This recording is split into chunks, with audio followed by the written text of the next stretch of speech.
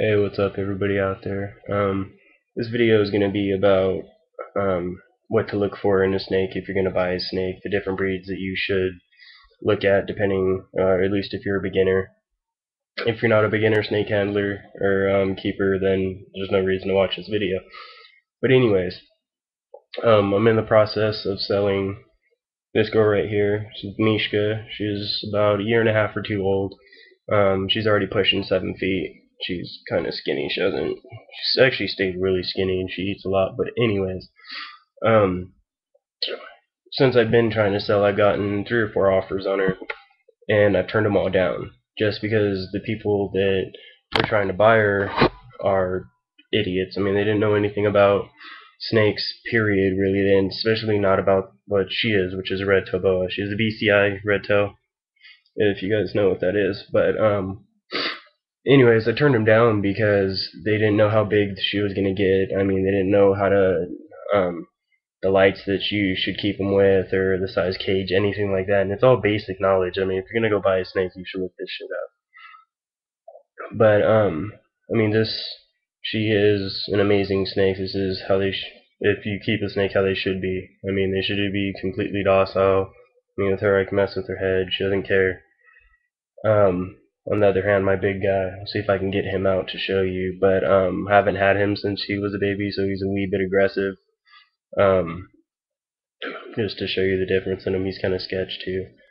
But I mean, if you're gonna go buy a snake, you got to think about how big they're gonna get. And I'm seeing time and time again that these people are buying snakes, and especially lately, people are buying reticulated pythons, which get huge. And the only reason they're buying them is because the different colors you can get them in, and all the different morphs and stuff like that. Um, and it kind of irritates me because when people don't realize that when you buy these that they are a living animal, they're not a toy, they're nothing like that, and these people don't give their snakes the respect that they should, and that's why they get bit, or I mean, all types of shit. They get cut and a lot of other stuff too. But stop trying to go on my computer. She loves my computer for some reason, I swear, all the time. But anyways, put her away, see if I can get my big guy out. If not, go look at one of my other videos. I have a video of him. He's about 7 feet. You see how big she is? She's not that big. And a lot of people, they see these and they're like, oh, cute, and they buy them. And then they get as big as this guy. She's actually going to get bigger than him. But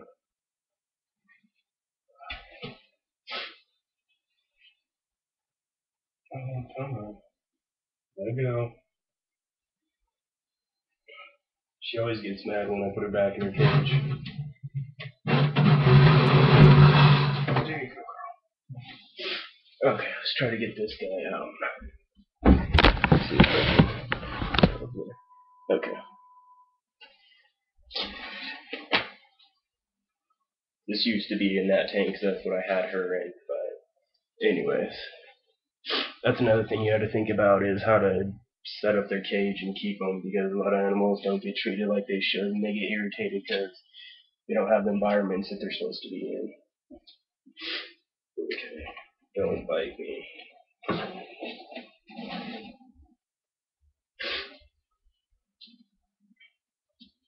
And I keep his cage locked because he is a big snake and I do not trust him.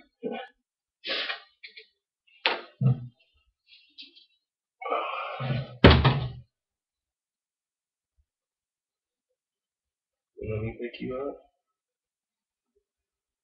Yeah. Right.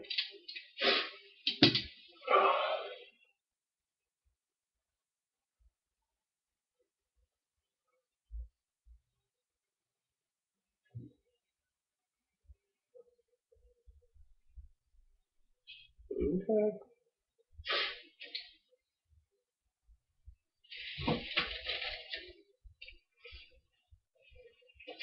If I get bit, you better love and like and favorite this video, okay?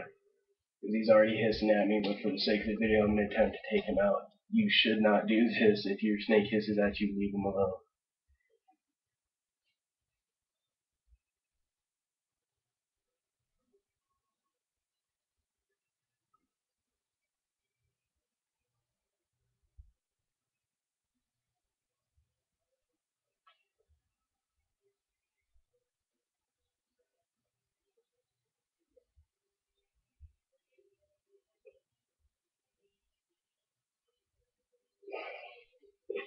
Okay, see the difference in size here?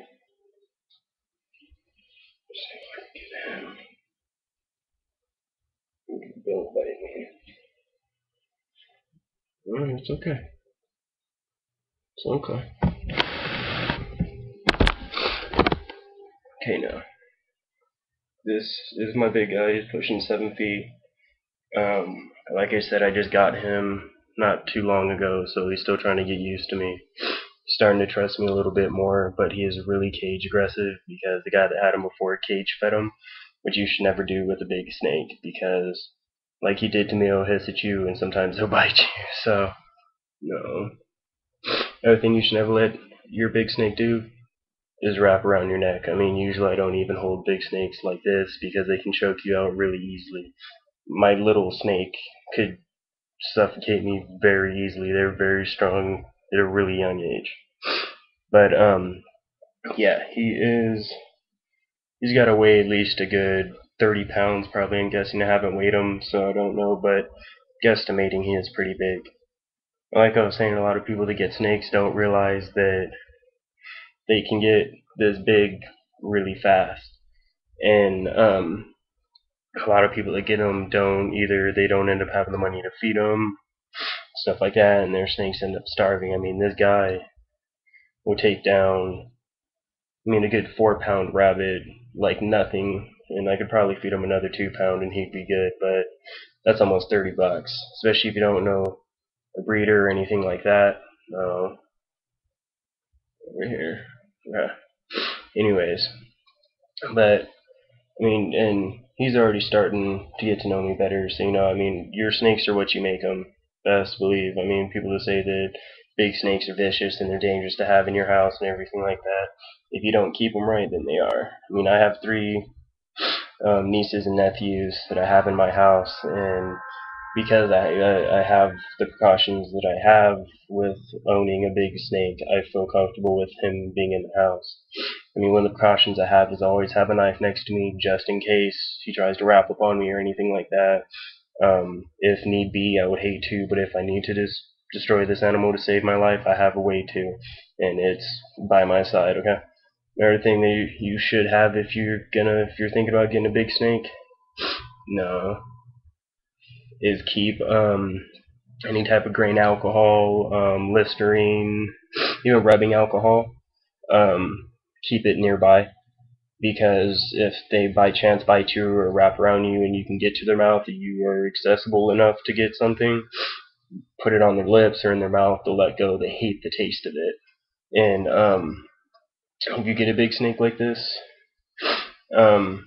like what I usually do with big snakes, if they don't trust me or anything like that, especially if I don't feel completely safe around them, is I'll take hand sanitizer and rub it on my forearms. If you get bit in your hand, it's going to hurt, but you don't want it on your hands because if you pet them or you touch them, it'll fuck with their skin and dry them out, which is bad. It'll hurt your snake. But rub it on your forearms, so that way if they do tag you, it's already there. You don't got to worry about it. They'll just let go. You do it. But anyways, I'm going to do a second part to this video because, well, I got to get another minute. I'll probably still do a second part. But, see, he's already starting to calm down pretty well. Another thing you want to look for is if you're buying a snake, is to see if they're curious. If you pick them up and they're looking around and, they're curious with you or anything like that, that's usually a really good sign. You don't want a snake that runs from you or tries to get away from you or anything like that. A lot of times those are going to be more aggressive because they're scared of you. Oh, God, this guy is heavy. But anyways, you saw the cage I kept him in. It's about a 5.5 foot cage, I think, which is more than enough room for him. Usually, if you're going to get a snake, you only need a cage about half the size of what your snake is, for them to be comfortable, so that way they can stretch out or anything like that. I usually try to keep my snakes in a little bit bigger of a cage just so that they can completely stretch out and move around and stuff like that. But like, see with him how I can touch his head now, because he's starting to calm down and he's reading my body language. But second video, alright, gotcha.